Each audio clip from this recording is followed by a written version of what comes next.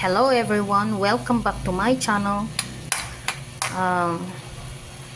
What we're going to cook today is ginataang sitaw at kalabasa. Ito po. Yan. Ginisa ko na po yung yung karne. Lumo po yan. Gusto ko po kasi malambot eh. So ayan. Ginisa ko na po. Tapos yung siling haba, iniwa-hiwa ko na po. Ayan o. Tapos, ilalagay ko po yung yung unang gata para doon malalaga tong doon maluluto itong karne. Para lumambot siya. Ayan. Bawang, sibuyas, siling haba, tsaka may maliit na luya po. Nilagyan ko po ng luya. Ayan.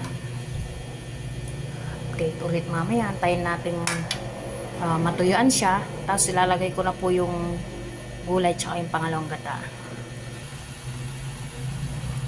Hello, ayan na po siya. Ayan. So, ilagay na po natin yung yung sitaw tsaka kalabasa. At as usual, hindi ko po siya hahaluin para hindi po tumigas yung sitaw. Yan. Yan po yung secret ng paggagata. Sa akin lang po yun ewan ko sa iba kung pagkahulog nila hinahalo nila kaagad. Pero sa akin po, hindi ko po hinahalo kaagad. Yan. Siguro mga 5 minutes. Saka ko siya bubuksan. Check ko kung pwede na siyang haluin. Yan. Masarap na naman yan. Masarap. Yan po. So, tatakpan po muna natin siya. Medium lang po yung medium heat lang po.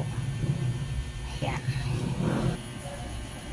And since waiting po tayo ng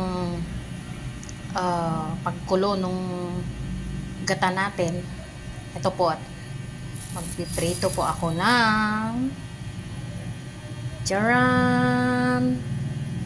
Ang pambansang isda ng Pilipinas, tuyo. Yan. Hindi na po bangus kasi mahal eh. Kaya dito tayo sa tuyo. Yan. As usual po, 6 po ulit sa halagang 20 pesos. 6 na piraso po siya. Tigatlo po kami nung kasama ko. Yan. Walang labis, walang kulang. Yan. Tigatlo po kami. Tapos, magchachap po ako ng kamatis mamaya. Tsaka, itong ginatan, pang lunch na po namin siguro yan. Ito, magchachap ako ng kamatis, tsaka ito, tsaka yung itlog. Yun ang almusal po namin. Yan.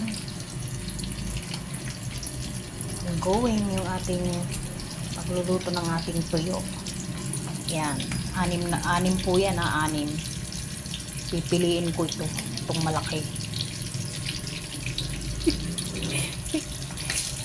Ayan.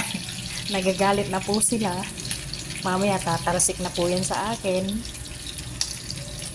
At check po natin yung ating yarn. Kunti pa. Kunti pa po. Or mas mainam, ilagay ko na po yung unang gata. Yan, ilagay ko na. Para siya. Yan po. 25 pesos po yung unang gata. Ay, yung panggata. 25 pesos. Tapos yung yung gulay natin, nabili ko siya ng 40 pesos. Yan. Bumili po ako ng tatlong slice ng kalabasa tsaka yung bumili rin po ako ng sitaw. Bali 20 pesos po. Tapos Yung ano po, yung karne ng baboy, yung lumong baboy. Ayan. Pag ano po, hanggang hapunan ko pa po yan. Ayan. Hanggang hapunan pa. Tapos mamaya pagpupunta rito kuya ko, papauwian ko sila nanay ng gulay nila. Para hindi na sila magluto ng tanghalian. Si nanay lang naman nandoon eh. Si nanay tsaka yung kapatid ko na ano, security sa 7-Eleven. 7-Eleven. Deke naman.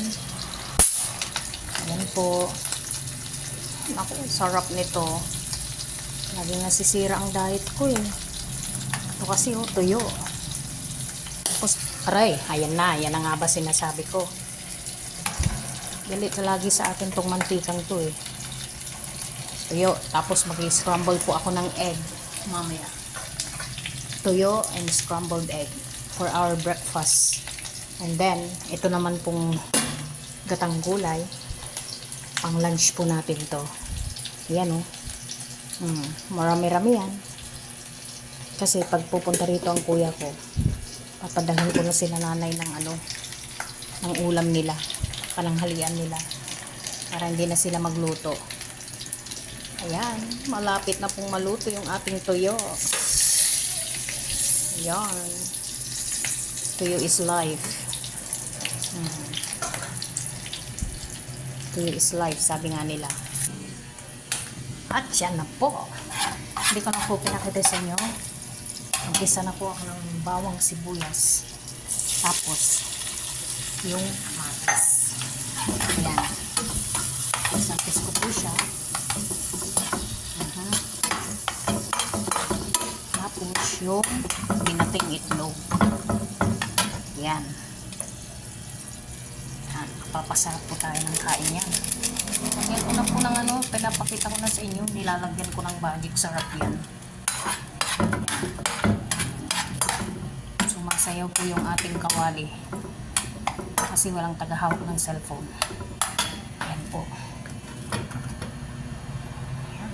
Check po natin yung ating gata. Sa pot holder. Ayan. Yarn! Oh. Sarap to. Haloy ko na po siya. Haloy ko na siya. Oh. Mukhang ano po ah. Ano sa tingin nyo po? Ayan. Ayan. Antayin ko pong magmantika siya. Sarap. Amoy pa lang ulam na. Amoy pa lang ulam na. Yan po yung ating ginataang kalabasa at sitaw. Yan.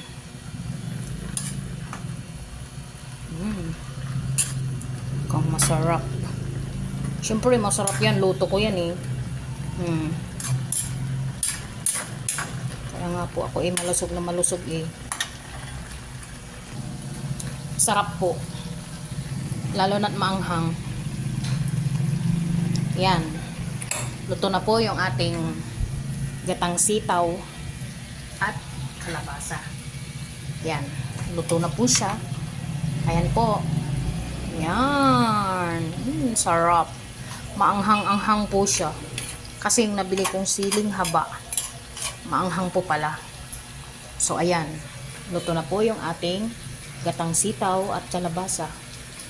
Ngayon, dito naman po tayo sa ano, sa kanyang nilulutong ano, kamatis. So, maya-maya lang po, ilalagay ko na po yung itlog. Tatlong itlog. Ang mahal po ng itlog ngayon. Late-late lang po yung ano eh. Late-late lang po yung itlog. Ano? 9 pesos. Sobra. Kasi gano'n ng manok, tumataas na naman po yung manok ngayon eh. Hindi katulad ng mga nakarang araw na ano, yung bentahan lang namin sa manok 160 per kilo. Ayan. So, hindi ko po siya mabati na maigi kasi walang tagahawak. So ihuhulog ko na po si egg. Yan.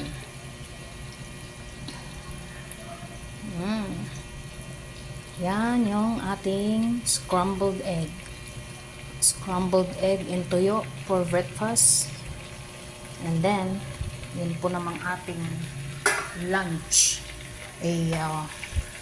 Yung gatang kalabasa at sitaw.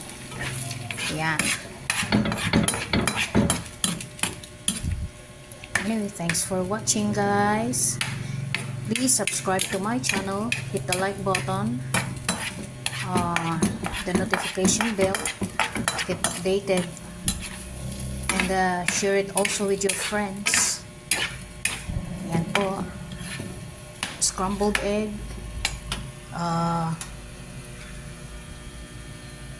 Squash and string beans in coconut milk. And yung ating pong dried fish. Have a good day.